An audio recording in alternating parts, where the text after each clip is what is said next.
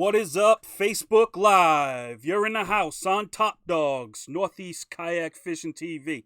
Thanks for tuning in. Tonight we got the Maniac Anglers, Angler of the Year, Mr. Jake Young. So we're going to get into some questions with him. First, I want to give a shout out to the New England Fishing Expo. If anybody's in the area, New England area, make sure you go check that out at Boxborough Regency. I'll be there all 3 days in the FX Custom Rods booth. Come by, say what's up. We can talk fishing. I can sell you a rod. Once you get it in your hand, I promise you're going to want an FX rod. So without further ado, we're going to bring in the man himself, Mr. Jake Young. How you doing, Jake? I'm good. I'm happy to be here. That's awesome. We're happy to have you. We talked a little bit before, but anybody who's looking to follow Mr. Jake Young, it's almost impossible to find anything on Facebook about Mr. Jake Young. So he informed me that Instagram is the way to go to follow him. So Jake, give everybody your Instagram name so they can follow you. Yep. Jake Forever Young. Simple as that. Jake Forever Young. You guys heard it. Make sure you follow him. Yep. All right, Jake. So since I couldn't find anything about you, I'm going to start with the basics. Where were you born and raised? Believe it or not, I'm not born in Maine. I was born in Wallingford, Connecticut. And I grew up saltwater fishing. I'm more of a saltwater angler than a freshwater angler altogether. My dad's actually a charter boat captain down there for striped bass. So that's what I grew up doing for most of my life, pretty much. That's cool. I'm from Rhode Island, so we got good striper fishing here. I don't striper fish. Guys look at me like you live in probably the best state to striper fish, and you don't striper fish. But I mean, so when did you move to Maine? About approximately 3 years ago. Oh, so you're fairly new in there. Yeah, I'm pretty new for sure. But I've been kayak fishing for about 5-6 years. I'm in college right now, so it's definitely easier to afford a kayak than a boat for sure. Definitely. But it's also my passion. I love the kayak fish. It's harder, it's different than fishing on a boat, and it's really what I like to do. I actually grew up in Maine. I was born in Rhode Island. I moved to Maine before I can remember. I was still infant. I grew up in Naples. I'm not sure where in Maine you live now, but I live on the Lewiston Green border, but I travel a lot to the Standish Baldwin area to see my girlfriend all the time. Right. I know where Lewiston is. Do you know where Naples is? Yep. Like Long Lake? Yep. Yeah, that's where I grew up. I grew up right on the Crooked River. Was my backyard, was the Crooked River. I fished that my whole childhood, and Long Lake wasn't far down the road, so I always rode my bike down there. It's a good place to grow up. Yeah, it's a tough fishery for largemouth. There's big ones in there, though. Oh, there is some real big ones in there, but it is tough. Yeah. So, I'm assuming you've been fishing pretty much your whole life, right?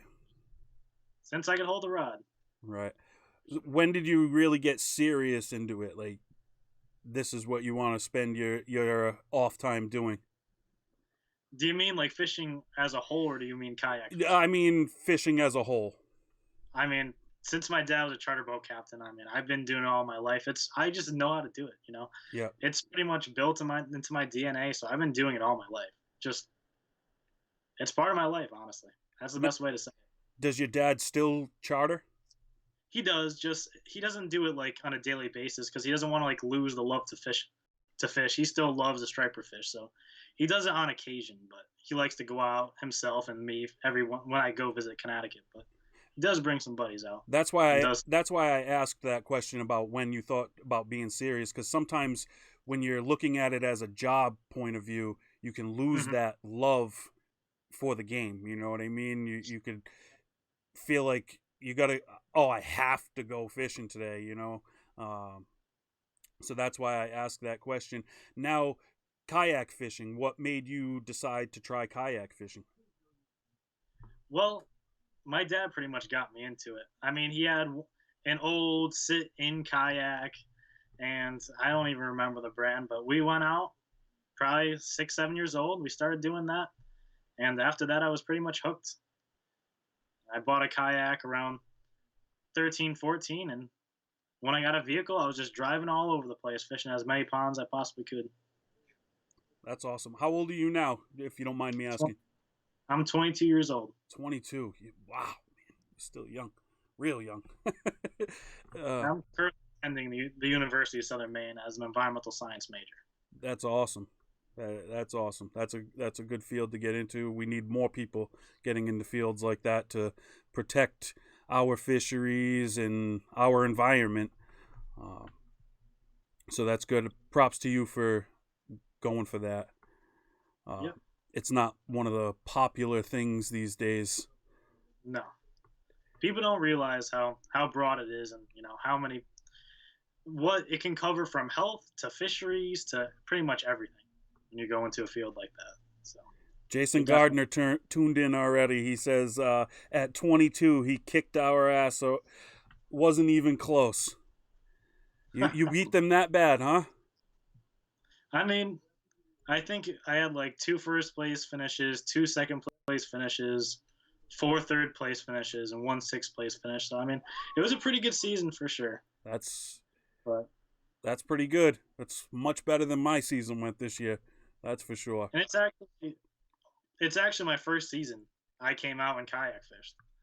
I didn't even know there was tournaments up in Maine. I literally looked it up online, found Maniac Anglers, and got into contact with Jason, and he's a great guy. So he helped me out a lot. Well, Taught let me what me was. let me. You're setting yourself up for one of my questions here, so I'm going to ask it right now. Uh, with your experiences with maniac anglers, Mhm. why should other guys join? I mean, our guys are so welcoming. No one's going out there with, no one's gonna get mad at each other. Everyone loves fishing. Everyone helps each other out, and we're just a group of great guys. And I mean, Jason's probably one of the best guys out there to lead you. He's always trying to help everyone, and I think he just got promoted to like the all like northeastern regional. He became the director for KBF in the Northeast region, Yeah, which for I KB, couldn't think I of a should say. better guy to get that Right. position. He puts everybody else before himself. Yeah, it's a close knit group of guys, and we just have fun. That's the great thing. We just have fun. That's what it's all about, man. If we're not having fun, there's no sense in even doing it. Right. Now going into the 2019 season, it's your first season. Was this Yep. even a goal of yours? Did you imagine that Angler of the Year was even possible? I mean, knowing my love for fishing, I mean, I always thought it would be a possibility. Even though I haven't bass fished in tournaments until this year, because I've been fishing all my life and I have that as a real passion, I knew it would be possible, honestly. Not saying that in a cocky way, but Right, you know it's what I mean, confidence. It's confidence. Always high standards. One of my favorite quotes of all time for fishing. Rick Clun, I believe Rick Clun said it. Maybe it might have been KVD. I'm not sure. One of them said it, Yeah, and he said, "Why even bother showing up if you don't even think you have a chance to win?" And for that's sure. confidence. If you don't think you can win, then why show up? I mean, I don't call it cockiness. It's definitely confidence. You don't seem like a cocky guy. I mean, you're not on here bashing people. Jason said you kicked their ass and you mellowed through it. You didn't just come out and say, "Oh yeah, I smashed him every time." It's very respectful, and you just seem like a confident guy, not a cocky guy. Yeah. I'm not sure if I'm frozen on your screen, but my picture may be frozen, but I'm definitely still here. Yeah, your Right picture does keep freezing up, but I can hear your voice, so we'll just go with that. now. Sounds good. Sometimes the connection issues really suck, especially with Skype. I got to find another Right. way to do it because Skype is horrible. I had issues with another guy. Um, Same thing, the audio worked, but the video didn't. There's pretty good Wi-Fi here, so it's a little surprising. Yeah, it could. I don't know. I don't know if it's. I think it's the Skype program itself. I don't think it's either of our connections. But Um, So you figured that you could possibly get that Angler of the Year. Um, Yeah. Now, did you have a set plan as to how you were going to fish each place, or do you just show up on tournament day and do what you do? Well, I like to research my lakes for sure, and I do try to pre-fish. But the crazy thing about this year was the two lakes I actually won at, I did not pre-fish at all. So I did pre-fish maybe half of the lakes this year, but the ones the ones I won, I wasn't pre-fishing. I think you just have to go out there with confidence. I do look at my Navionics app, check the depths, check the contours, and you know, and pre-fishing is good, but honestly, fish, the way fish act changes on a daily basis. So, as a pre-fishing standard, it's almost good to like go around and look at the lake more than actually fish hard in certain spots. That's how I pretty much went out, and that's how I did it pretty much. Now, Jason tuned in and he said you fished most of the season with no electronics. Yeah, that's actually pretty funny because I mean, college student, I can't afford the best electronics out there, just how it is. And yeah, I I just thought I would commit to decently shallow, high percentage spots. I mean, at the pretty much middle to end of the season, when I ended up getting my buddy's leftover old Lowrance Elite 4X, I started to fish a little deeper, and I did pretty well deep. But pretty much, I just started with high, going around the lake, looking at the contours, and doing it that way. Now, if you could choose one rod, reel, and bait to go out there, what's your setup? I would actually go with the favorite Lunker's favorite rod. I do love the Lunker's edition favorite rods. I mean, I know some people have controversy on the Googans, but I do, even though they're not part of favorite anymore. I do like the favorite rods. They're pretty high quality rods, and I like the Abu Garcia Revo reels for sure. Yeah, the They're deep Revo's a for the great pro. product. I used to fish Abu Garcia's way back in the day. I still have a few. I've switched to Lose since, but I mean, Yeah, apples, oranges, the same thing. They both taste good, but right. different. You know what I mean? Um, Mhm. Now, what bait you gonna throw? Well, I do like to use a chatterbait if I'm fishing a lot of grass, a lot of shallower grass. I like to use a trailer with a swim tail to keep it shallow because I mean, back when I wasn't having electronics, I was fishing a lot of shallower areas, and I like to cover ground. I like to fish for for fish that are pretty active.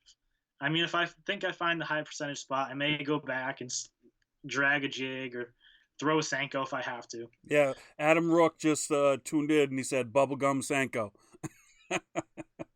I don't use bubble gum. I don't know what he's talking about. He also said you had a broken pedal drive.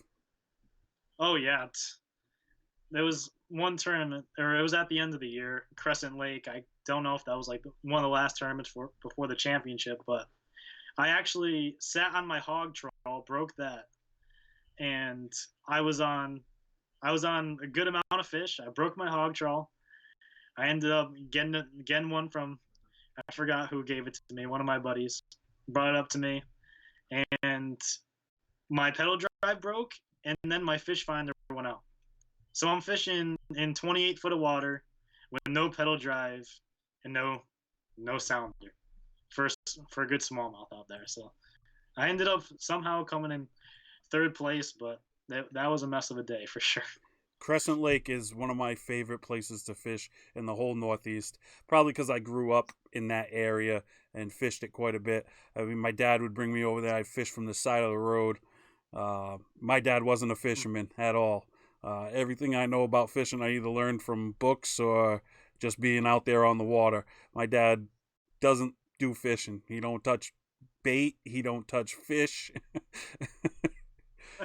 And he's a dirty mechanic. I mean, you'd think the big tough guy mechanic, he'd be all into it. No, not at all. He don't touch fish. I got something to tell you. I know you can't see the screen. Michelle Adams, Jake, PM me your address and I will send you an AracNet security system. I love helping college students. So you just got yourself a free AracNet security system. Are you familiar with them? I'm not. So I'm definitely happy to learn much more about them. That sounds awesome. Definitely look it up, and it's on my shopping list. I definitely want to get one. Um, it's a net. It goes over your whole kayak or boat or whatever. Keep all your gear in it. It's got a big black widow spider on it, and That's if cool. somebody touches it, it's got this really loud alarm that goes off to protect your equipment. That's awesome. So you just got yourself one. Michelle, That's great. you are the best. Yeah, you are. For sure. Zachary Smuss, he's talking to me. He says his dad was the same way, not touching no fish. Oh, that's awesome. Guys, thanks for tuning in. Hit that like button, share it, all that kind of stuff. You guys know what to do. You know the drill. We're here with Jake Young, Maine Yak Anglers, Angler of the Year. And we're just getting started. We still got a good, strong half hour to go. Let's see what other questions I've got. The picture I made, the graphic for this episode, you're holding a giant pike on the ice. So I'm curious about other species that you love to target and what methods of fishing you like to use. I love fishing. So pretty much back in Connecticut, ice fishing, you don't always have safe ice. I mean, a couple years. The struggle is real, man. I'm struggling now. I can't get on. I got on the ice for like 3 hours this season, and I didn't go out far. Right. So I do love to ice fish. I mean, that pike was caught at Sabatis Pond. I mean, anyone from Maine, a lot of people know about Sabatis Pond. They're actually having a tournament coming up in a couple weeks. I think maybe even next weekend on Saturday. I like to target all species. I've never caught a lake trout, which I really want to do this winter. I've caught salmon, bass, pretty much any species I can target. I love fishing, so that's pretty much it. But I do want to catch a lake trout this winter, for sure. I've never caught a lake trout through the ice. I've only caught one pike through the ice. We don't have many pike waters here, and none of them are natural waters. They're all stocked, and for the most part, they don't even stock them anymore. So whatever's still left over is there. The waters that we have aren't good breeding grounds for pike either, so they don't breed often, if at all. I think I got like a 20-incher through the ice, and that's it. I haven't caught a good pike in a very long. Actually, the last one I caught was at the Messalonsky Lake, the KBF trail, 2 years ago. Correct me if I'm wrong, Jason. And I caught a 40-incher there. That was insane on a Senko. On a Senko? Yeah. Oh man, I'm using I was 15-pound braid tied to like a 6-pound fluorocarbon leader. What a fight, man. It was insane. I'm estimating 40 inches. I mean, my bump board only goes to 30 whatever inches. Back then I was using a hog trough. So 30 inches or whatever that goes to. I was estimating 40 inches. That thing was a slob, man. That's awesome. Pike are definitely one of my favorite to fish. So since you've been in Maine, do you ice fish a lot? As much as I possibly can. I mean, with school, I just do a side job at Burger King, just to make ends meet. But when I have time, I like to go out. I mean, I'm gonna go out. I may have a little bit to go out this weekend, Saturday, before this crappy weather comes in. Yeah. So yeah, I'm try to as much as I can. That's awesome. Where are you from again in Maine? I forgot. I lived in Naples. Oh yeah. Okay. Up in Naples. Yeah. I wonder if Long Lake's frozen yet. I'm not sure. Yeah. I still have some. My sister lives up there. Um, my stepbrother, two of my stepbrothers and stepsister, they also still live in Naples. Uh, I could check. I used to vacation. What's that? I used to vacation on Highland Lake in Bridgeton, which is Yep, you go right through Naples yep. all the time. I love that area honestly. Bridgeton, Naples, Yeah, on Harrison. Lake. It's I forget the name of the lake in Harrison. It's a popular lake. I can't remember the name of it. is it Crystal Lake Yeah, maybe? yeah, yeah, yeah. That's it. Yep. You guys fished that one on your trail? I don't think we've ever fished it. No. At least this year we didn't fish it. That's for sure. Now, A lot of people fish for trout there. I know that, but there is bass for sure. what's your favorite Yeah. place to fish? Not your honey hole. I don't want you to give away your honey holes. But as far as tournament bodies that you fish, which one would you say is your favorite? This year, I really enjoyed our Wilson Pond tournament, which is in I can't think of the town, but it's up near. Jason will probably let you know. It's up near Monmouth, up that way. And I didn't win that tournament. I came in third, but it was a quarter of an inch that was a difference between first and third. And I actually looked. I mean, I don't want to say anything. I don't want to take it away from the guys that were in first place, but just for people to learn, when you start kayak fishing, look at all your photos, because I ended up submitting the wrong photo, which would have tied me for first in that. So, you know, I came in my first term at Square Ponds.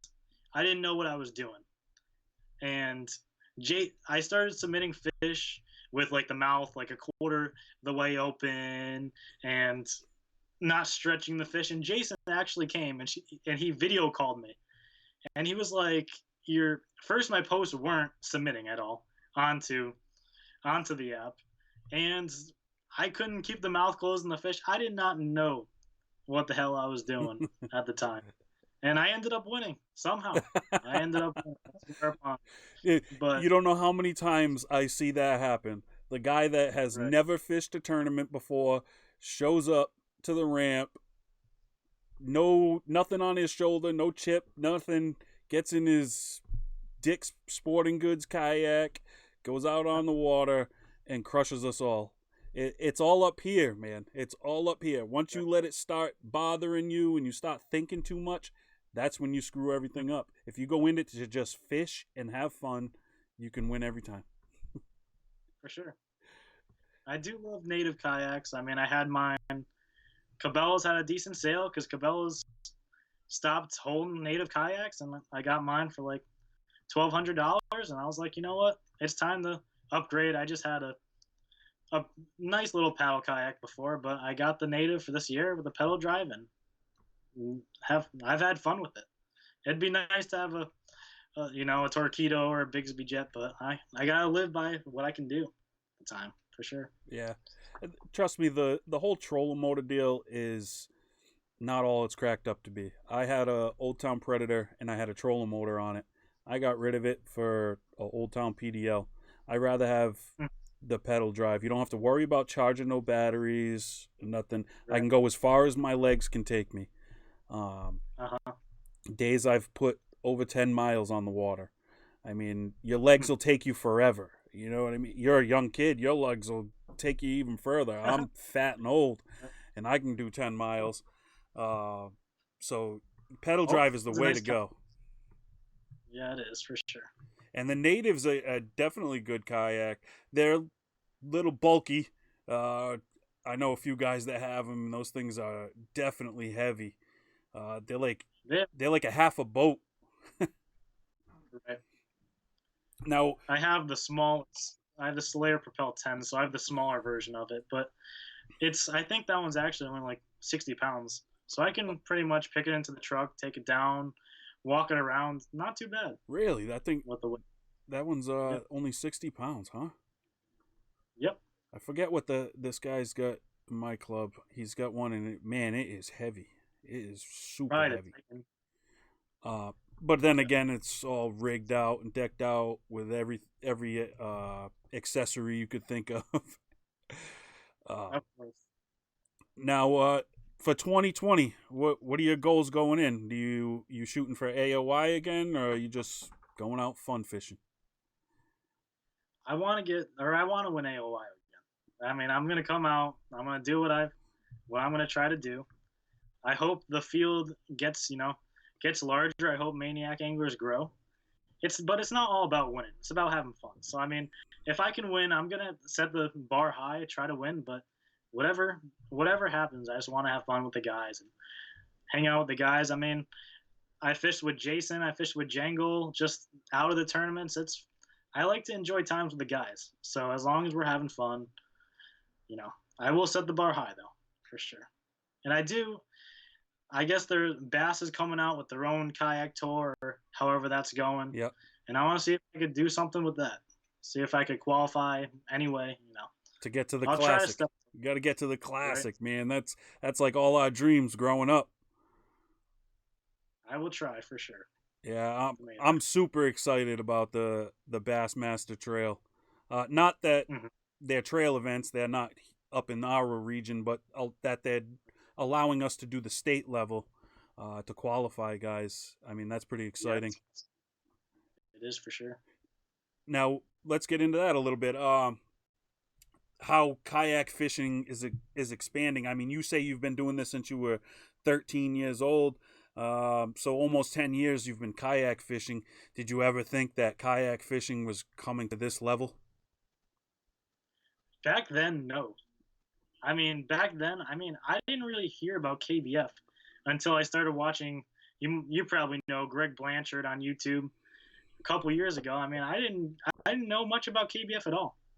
And now that I learn more about KBF, or I've been learning more about KBF every year. I mean, they're growing. KBF is growing. Bass is entering. You see all the pros. I mean, Jordan Lee, he has native watercraft. Brandon Polnick, they're all fishing their kayak tours. It's a different way to fish. So I'm very surprised at how it's growing. I'm very excited for the future. Yeah, I am too. Sorry, I was reading some comments over there. Guys are chiming in. Adam Rook says he's alright. I'm assuming he's who's he talking to? Ryan. I can't find the comment. They guys, Facebook, the way they put the comments in the live, they don't put them in order. So I have to scroll back up and all that. So if I miss you, I'm sorry. We'll get on there afterwards and reply to any comments after the show's over. Mike Furness talking about the Native Titan as the heavy boat. That could be. That definitely could be. Hence the name Titan, I guess. Jason Gardner says, Jengle, laugh my ass off. Because James is a good dude. He really is. I met him. I definitely look forward to fishing with him in some of these trail events. He's a great guy. He's a good fisherman. He catches big fish. That's one thing. Yeah, he does. That's kind of me too. I struggle to tournament fish. I struggle in those live tournaments because I'm not going out fishing for big fish. I'm fishing for a limit. Right. But when I go out on my own, or I'm fishing the challenges or whatever, I'm fishing the same bodies of water that I would fish in a live tournament. Because in Rhode Island, we don't have many bodies of water. And I can go to those places and catch giants, 20s, 22s. But put me in a live tournament, and I can't catch them. Because I'm going out there fishing for a limit instead of fishing for big fish. This year, I'm changing it up. Going out there fishing for big fish every time. I'll either win trying or lose trying. I'm not fishing for a limit anymore. Well, the way our tournament's going this year is it's going to be the top 20 biggest bass will be Angler of the Year. This year it was just the overall point system on how you finished in the tournaments, but it's going to be a top 20 biggest fish for Angler of the Year. So, it's not that I don't catch big fish. I do catch big fish, but a lot of times I'm trying to get that limit, just like you're saying, trying to get the limit, trying to get a decent limit. But I think I'm going to have to really aim for big fish if I want to win Angler of the Year again this year. That's cool that they're switching it to big fish. We get standings points for each tournament, but then I have bonus points for size limits. So if you Right. get a fish over 18 inches, it's a bonus point. 19 Hmm. inches, it's 2 points. 20 plus is 3 points. And then the total limits, if you have over 90 inches, you get a point. Things like that. It mixes it up. Our angler of the year this year in Ocean State Kayak Bassin was not the guy who won the most tournaments. Uh, Hmm. with the bonus points, he actually knocked that guy who won the most tournaments down to second. So it works out. It makes things interesting at the end. I'm be Sure. curious to watch the Maine yak anglers how that goes with 20 biggest fish. Yeah. Now, are you going down to the national championship in Gunnersville? I don't think I'll be able to make it this year, sadly. I want to, trust me. I want to as much as I possibly can, but taking 5 classes, 5 really tough classes, and they're not giving me time. I mean, I tried with talking with the teachers and doing the best I can, but I'm a senior in college. I'm almost there. When I graduate, hopefully I can qualify again. I'm gonna keep trying.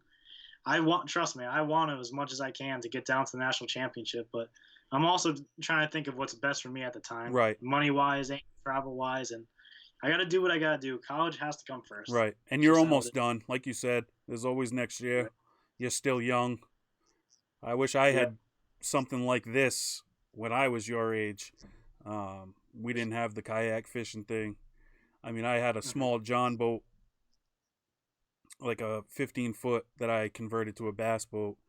Uh, but I mean, all I could fish with that was like weeknight tournaments and stuff. There was nothing like this for us back then. Um, Yeah.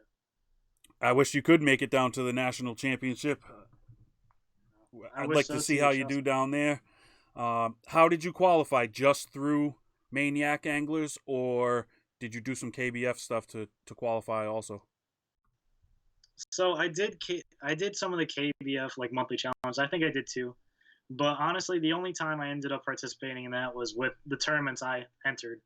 So I didn't end up doing as good as I wanted in those tournaments. So I qualified just through Angler of the Year.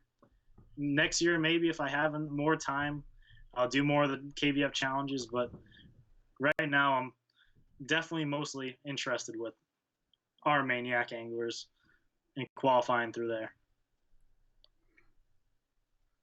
That's that is definitely I think a how can I word this um, a more deserving when you earn it through your partner club. I'm not taking Right. anything away from challenges, guys, so please don't twist my words. I tried to word that the best that I could. Um, but I think a live event or a partner club is definitely a higher level than just going out to a honey hole and fishing challenges during the month. So props to you for getting it through the AOI system of Maniac Anglers. Um, Yep. now, what are some other?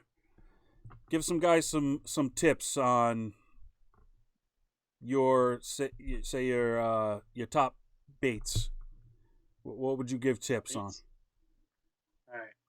If you're, we'll just go start with the chatterbait. If you want to fish a chatterbait on along shallower grass, maybe like 6 foot to 8 foot or less, try to use a trailer that keeps your bait up higher in the water column. I like to use a paddle tail because it keeps the bait higher. And if you want to fish it deep, go to a split tail, go to a fluke, get that bait right bouncing off the rocks. There's a lot of ways you can use it. And I really haven't mastered dragging it. Some people can drag it deep, but I'm more of a shallow, fast fisherman while fishing the chatterbait, and I like to keep it shallow. I like white.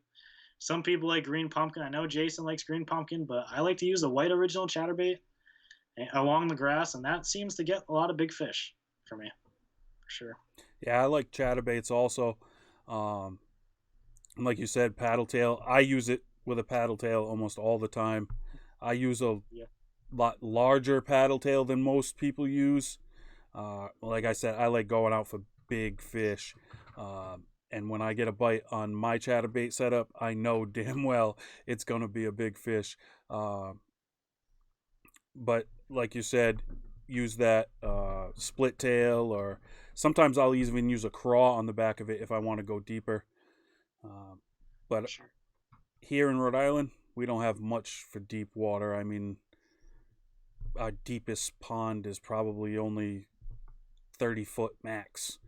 Uh, Right. most of our places are right around like 10, 12 foot deep, man made reservoirs. Yeah. Uh, Just like Connecticut, so, except for Canada. yeah, shallow water is pretty much all I know. When I go to these like Lake George and stuff, and the water is super deep, fishing for smallies, I'm lost. Uh, so this is a question I ask everybody that comes on to the show. Top 5 anglers of all time, and they can be anybody. They can be pros. They can be somebody you know, guys you fish with, anybody. Top 5 anglers. Oof, that's a tough one. I would go with for I'm gonna start five will be the best. I'm going with KVD, going with that pro. I mean, I think he has 8 Bassmaster Classics. Don't quote me. I'm not positive exactly how many, but I mean he's a legend. We all know him. And four, I mean I like Jacob Wheeler. I'm watching him now on the Bass Pro Tour, and he's doing what he fishes pretty much like how I like to fish. He fishes shallow with the chatterbait. He'll go out with a drop shot if he needs to deep. But he I think he does what it takes to be one of the best out there right now for sure. I have to agree with you. I think he is the most versatile fisherman in the pros. Yeah. Right around him, I would say Scott Martin. Scott Martin's, I mean, up there. Roland Martin, and I don't. I'm just listing the pros, but I mean, there a lot of guys in the club. I mean, Ryan LaChance, that guy can fish deep. He fishes around 40 foot of water with a drop shot. I can't do it. And he catches 18-inch plus smallmouth all the time. I mean, all the guys. I've learned so much from all the guys that they all they've all helped me become a better fisherman. I mean, we got Ryan, we got Brady, Brady was the angler of the year. I mean, maybe the last 3 years. He loves to fish a jig slow, and that's what I learned in Maine. You got to fish the jig really slow, just dragging it off the rocks. I mean, he's a really great fisherman. Jason, I mean, honestly, all the guys I'm surrounded by are great fishermen. They help me out in so many ways. They may realize it, they may not, but I don't even want to name the top 5 fishermen because I mean, I'm surrounded by so many great guys out there. It's hard. There are. That's why I ask it. Just to get different names. I always get different names from everybody. I mean, some guys have named their grandfather and things like that. And funny you brought up Brian. When I reached out to Jason to find out who the angler of the year was, I was honestly expecting it. Was it Brady? Is it Brady? Yep. Yeah, Brady. Sorry, I called him Brian. Um, that's who I expected it to be. Um, Yeah. I honestly, no disrespect to you, but I had never even heard of you. I didn't know who you were. I just took it for granted that it was going to be Brady, because he is a hell of a fisherman. He is for sure. Let's see if we got some more comments in here. Um, Adam Rourke says, I'm just sitting here waiting for my mention.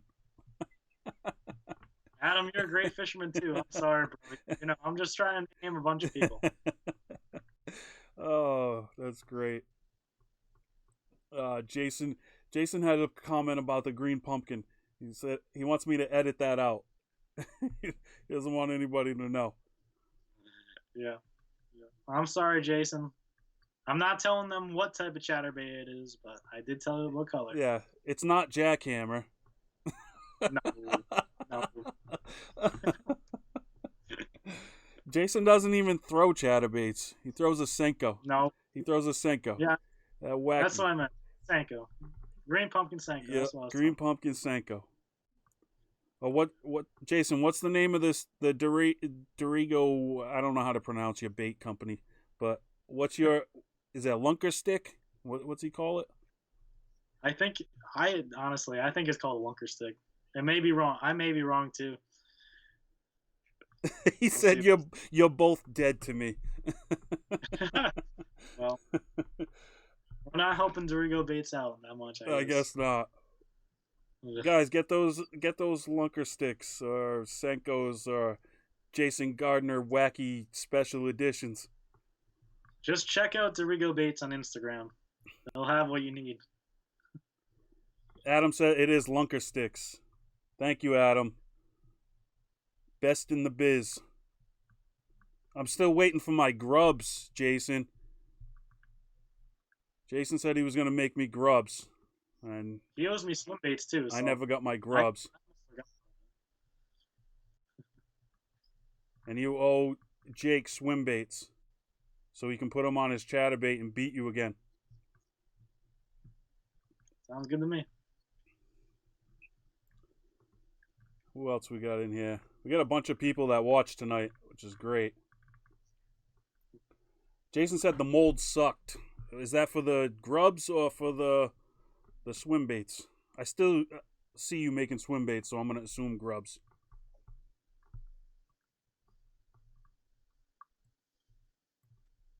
He won't need them till May. Yeah, you guys will have ice till May. Yes. Yep. Not here. We can't even get ice. We got a little bit now, like 3-4 inches. But the way it's heated up and cooled down, I just don't feel safe on it. I know some spots are going to be real thin.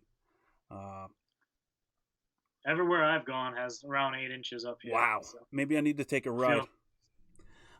Yeah. I think I'm going to need to take a ride up there and go ice fishing.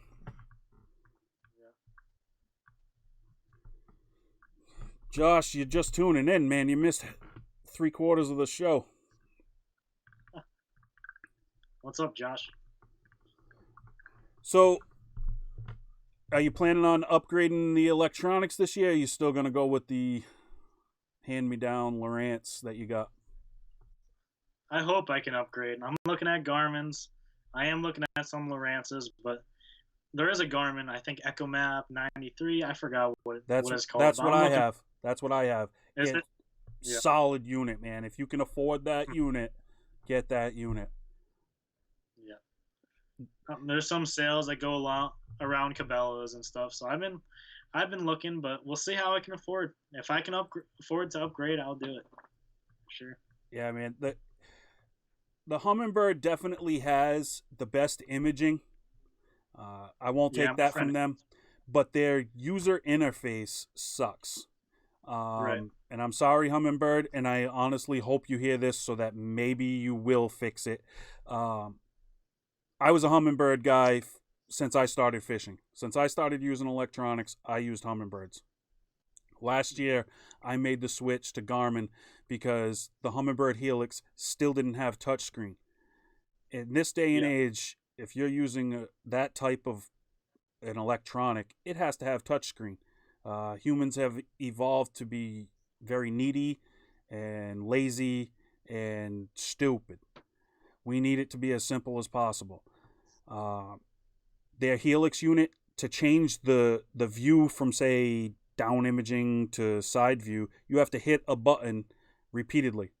You have to go through each and every view. So say side view is your 6th view and down imaging is your 3rd view. You have to hit that 3 times just to get to the view that you want.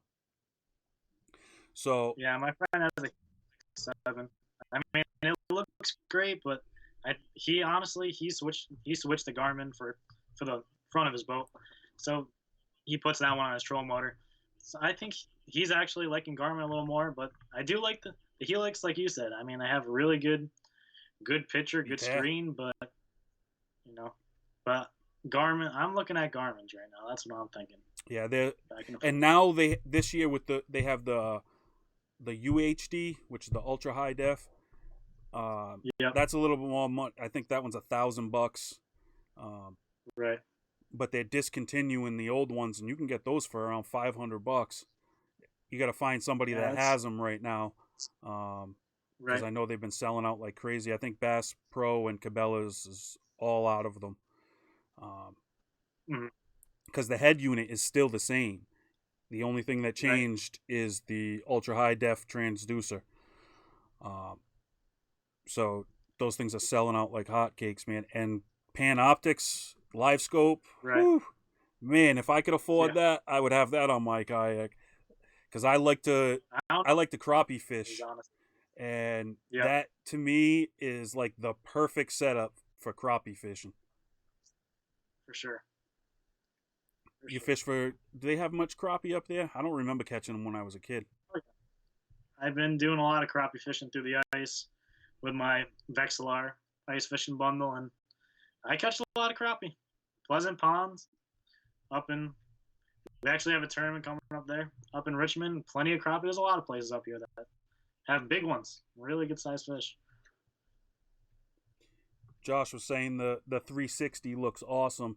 He's talking about the Humminbird 360. It does, Josh. Like I said, man, their imaging and their sonar technology is way ahead of everybody else. But the fact that it's so difficult to use just turned me off. Um, I'm hoping that they'll put a touchscreen on one of these things soon. I know they have the touchscreen on a Solix, but I'm not spending $2,000 to put on my kayak. I mean, my kayak costs $2,000. I'm not gonna spend Yeah, $2,000 on a fish finder. yeah, that's where I'm at. What other upgrades are you looking to make? I mean, I know there's a million things you could do, but if you were, if money wasn't an option, what If money wasn't an option, I mean, power poles look nice, but in Maine with our deep lakes, I mean, I don't power poles. I don't. I mean, I can see sometimes where I can use them if I'm fishing like shallow in the wind, stuff like that. So I guess you can say if money weren't an option, maybe a power pole. Um, I would like to put some nice mats on there. I mean, native. Not saying native don't doesn't have good mats, but some really nice pads for the kayak. Maybe do something within the front hatch so my batteries, will be more organized. So it's more of like an organization thing for me. I mean, deck it out, the best electronics, Panoptics, get a Torpedo if money was an option. Pretty much Torpedo. I mean, I don't know if you can have a Torpedo and a power pole at the same time, they make but I mounts? mean, Yeah, yeah. they do. They make a mount. Um, I don't know all the companies, but there's so many companies now making yak gear and stuff, accessories. Mhm. Everybody's making mounts for these things. And with the power pole, like you said, I know guys that have told me they would sacrifice their fish finder before they would sacrifice the power pole. That's how much it means to their game. Uh, Mhm. and that is the one thing that I will be upgrading this winter is putting a power pole. It Nice. might be a manual power pole, but at least it'll be a power pole. Right. Because some of those manual setups are pretty sweet. I mean, the one with the battery. I mean, it does the same thing, goes up and goes down into the dirt. Uh, Mhm. so manual, you just need a rope. Yep. I've looked at a bunch of the manual ones. I could probably build it myself. Have you looked into those? Have you looked into manual ones? I honestly didn't even know there was manual ones till you told me, so I didn't see. I just looked at the Yeah, electronic ones. I mean, look into they're it. I mean, I know you're a college student and you don't have a ton of funds, but look into it. One's Bernie's River Stick. Uh, I'm not saying to buy it mhm, from them, but just look at it. It's very simple. You seem like an intelligent kid. It's very simple design. You could probably build it yourself. Uh, mhm. if you have any mechanical ability at all, I'm pretty sure you could build it yourself. Well, my girlfriend's dad's a carpenter, Uh, so I have There you that go, as a man. backup. There you go. All you need is somebody like that. I'm a mechanic, so I'm always taking things apart, putting them together. So I know I could Right. do it. And you got a carpenter. I mean, as a tradesman, man, tradesman can do anything. Yeah, for sure. Uh, Jason, about time cushion. Sam Cushion just joined in. Yak Gadget. Yeah, Jason. I actually just learned about Yak Gadget today. I saw somebody make a post. They look like they are on to making some great products. Um, I'm definitely going to be talking to them because I got a couple ideas for some things that I want to create, and those guys seem like they're on top of their game. So I've never even heard of it, yeah, honestly. I never Yeah, heard of it catch it. till today. Somebody made a post. It's actually a power pole mount, and it's a manual one. Um, Yeah, and I'm more interested in the mount part of it, the whole stick and where the stick slides through. I can make all that, but the way their mounts are set up, like you can hook them to gear tracks and stuff. I definitely want to get a good look at that. The pictures online, you can't see all the angles and everything. So I'll be in touch with those guys. So look that up. Yak Gadget, that's another one. yeah, And for then sure. YouTube, man. YouTube DIY power Always. poles, and Right. you'll find them, man. Everybody's made them. Guys are making them out of like electrical junction boxes that you get at Home Depot, and they just put a Huh. hole down the middle, put a piece of PVC, and then use a fiberglass rod, and you tie the rope to the bottom of the rod and a pulley up front with a little gear cleat. You just pull the rope, it pulls it out. You take the rope off the gear cleat, let it go down, it sticks in the mud. I mean, when you're using a That's power pole, you're only using it in, shallow water, nothing over 6 feet. right. That's a lot. That's something that a lot of people don't know. I mean, you look at how expensive gear is today. You can go out and make your own. I mean, I made my own rod pods for the top of my truck. I mean, instead of spending for the metal ones, I made out of PVC, and hey, they work great. A lot cheaper. Definitely. So I've made quite a few things. Transducer mounts, I've made them. Uh, I've I had my old Helix fish finder mount. I finagled that thing to fit my Garmin. I mean, I try to buy as least as possible so I can spend it on all the tackle that I'm not going to throw. I mean, we go out there with tackle boxes full of crap, and I throw the same three things. So, if you could give one piece of advice to anybody just starting out, what would it be? first, I mean, if you don't know much about kayak fishing, just search online. Search, see what's around you. See, like I said, maniac anglers. I didn't even know when I moved to Maine. I didn't know nothing about it. I literally just looked it up online. It popped up. I got a hold of Jason. I mean, don't think there's no options out there because there are plenty of. I mean, Maine honestly doesn't have that many tours, but there's options out there for you to fish, and you gotta have high expectations while being keep. You can have high expectation, more confidence. That's kind of a bad way to say it. Keep your confidence high with expectations low. That's a better way to say it That because it's not going to that's always that was be. perfect, man. That was perfect. Yeah, confidence high. I mean, I went and I did the Winnipesaukee KBF tournament, and I didn't pre-fish. I didn't do anything, and I went out and I got my butt kicked. I got two fish. Thunderstorms rolled in, and I got my butt kicked. And you will get your butt kicked, whoever you are. I got my butt kicked at Winnipesaukee too. Yeah, it was tough, tough fishery. Yeah, Especially, I mean, if you want to do as good as you possibly can do, you got to put time in it.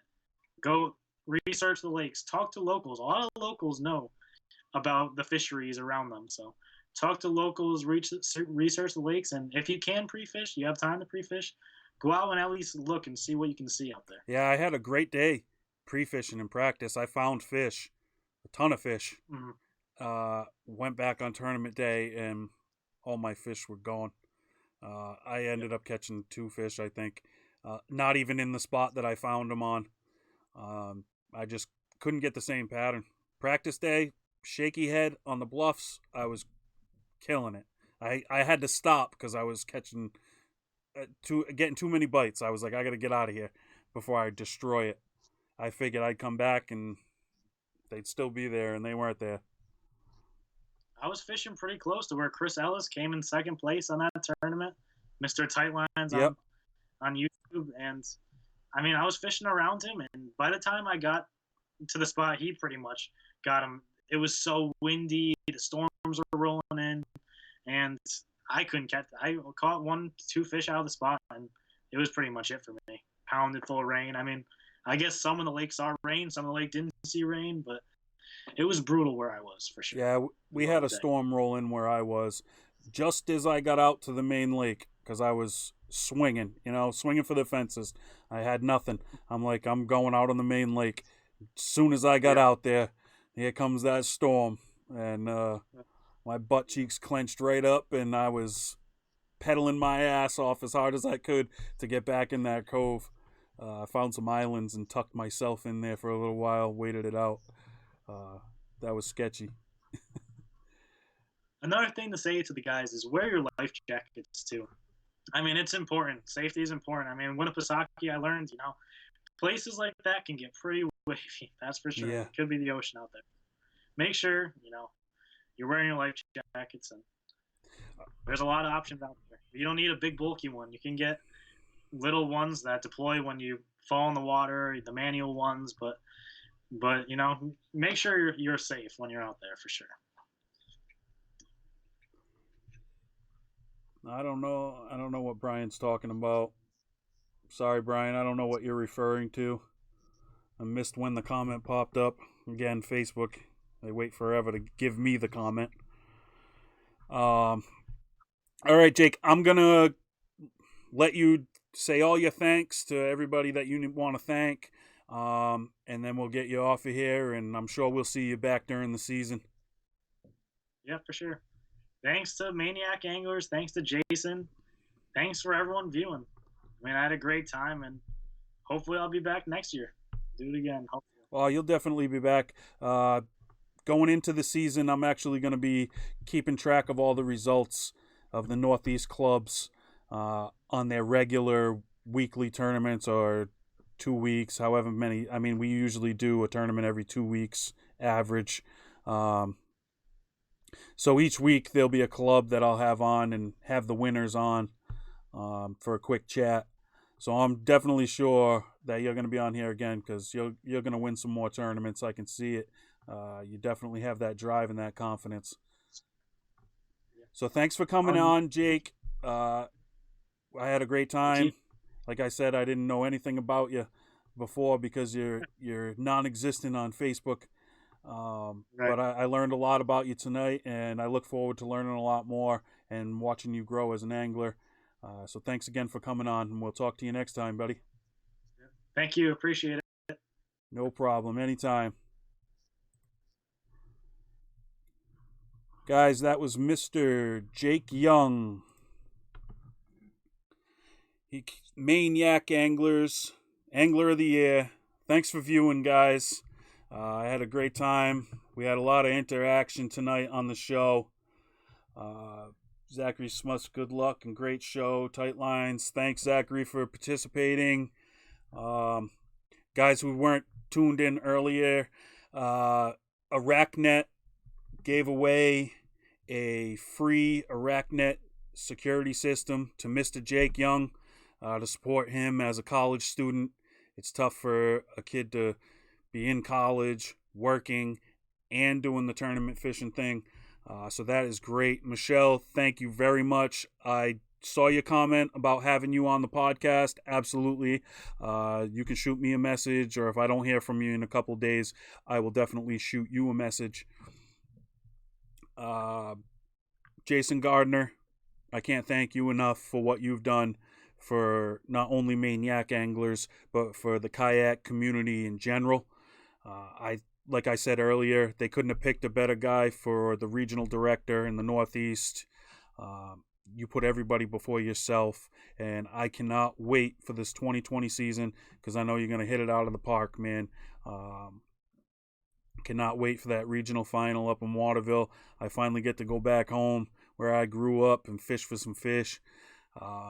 Really looking forward to that. So I'm going hard at the trails to make sure I qualify for that regional final. New England Fishing Expo this weekend, starting tomorrow through Sunday. Make sure you go check them out. Boxborough Regency in Massachusetts. I will be there all weekend long in the FX Custom Rods booth. Come by and say hi. I'll have the GoPro with me. We can do a little chat, depending on how busy I am. But we'll see you there. Tomorrow night, Ken Wood of Massachusetts Kayak Bassin. It may not be a live show. Ken is heading to the 10 in Kissimmee, Florida, and he's leaving tomorrow. So we may do it live while he's on the road, but we may also do it at the New England Fishing Expo tomorrow during the day. We might pre-record it, have a little lunch or something, and I'll just play it live. You don't want to miss that episode, whether it's live or whether it's pre-recorded. You do not want to miss that. Ken is like the godfather of kayak fishing in southern New England. He started his own group. He helped me start my club. He helped Rhode Island Kayak Bassin start their club. Ken's a good dude. He knows what he's doing, both on the water and off the water in this community. So you don't want to miss that episode. So we'll see you tomorrow night. Tight lines, good times. See you next time.